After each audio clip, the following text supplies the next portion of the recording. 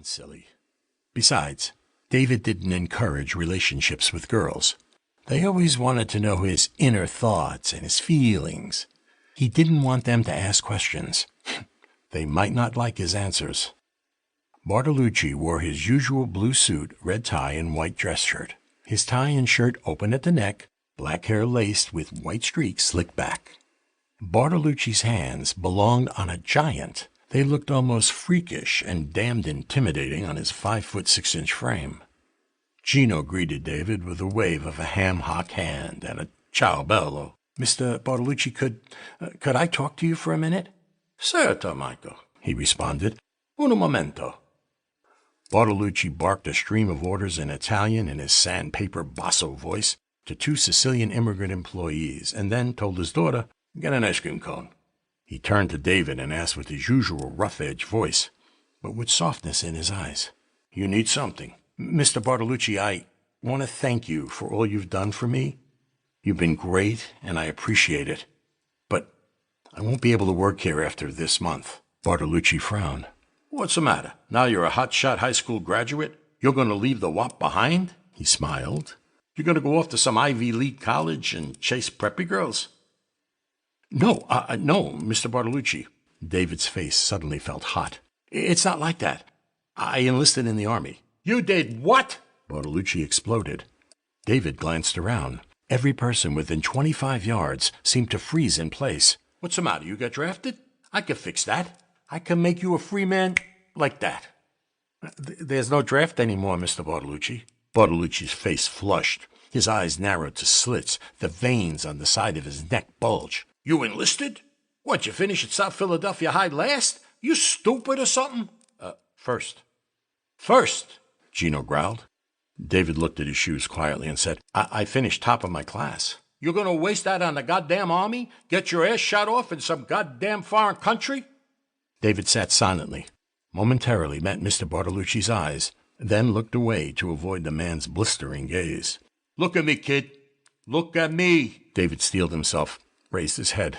"You sure you want to do this? You made up your mind?" David dropped his gaze. "I asked you a question, boy. Are you sure you want to do this?" David looked up again. He licked his lips and swallowed. "It's not a matter of want, sir. It's something I've got to do." "That's bull, you—" Bartolucci stopped and stared at David. Then he nodded and said, "What did your father say about this?" "I haven't told him yet. He doesn't get home from work till 8. With a sigh, Gino fell into his chair. "He ain't gonna like it. He wouldn't care one way or the other. You couldn't be more wrong." David closed his eyes and rubbed his forehead. He had no interest in arguing with Mr. Bartolucci about his relationship with his father. "Okay, if it's gotta be, it's gotta be. Que sera, sera. Now I'm going to tell you what to do." He pulled an enormous wad of cash from his pants pocket and peeled off 10 $100 bills. "You take this money and you go party like crazy until you gotta go to the Army. And if you ever need anything at all, ever, you're going to call Gino Bartolucci."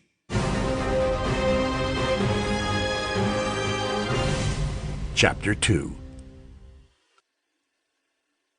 Carmela Bartolucci practiced moving her hips like a runway model. She walked back to her father's office. She pushed the remainder of the ice cream cone into her mouth and thought about David Hood. Daddy didn't like it when she looked at boys. But David acted as though she didn't exist. She wished he'd pay attention to her. She had every detail of his face memorized. Black hair combed straight back, high forehead, dark, well-shaped eyebrows, long, dark lashes, blue eyes, straight nose, sensuously full lips. "Carmelita, come over here." Gino's loud voice shocked her out of her daydream. She smiled and said, "Si, Papa, che volete? Venga, carina." Carmela blushed. She followed him into his office. "Why did you yell at David, Papa? I could hear you through the door." Gino frowned at his daughter, but his face quickly softened. He blew out a stream of air and said, "He just told me he enlisted in the Army. That boy is molto intelligente. He should go to the college, not the Army." "He's awfully quiet," Carmela said. "It's like he's, kind of sad." Gino turned his gaze back to her and smiled. "You're a smart girl, Carmelita." She smiled. "Why's he like that, Papa?" Gino hesitated.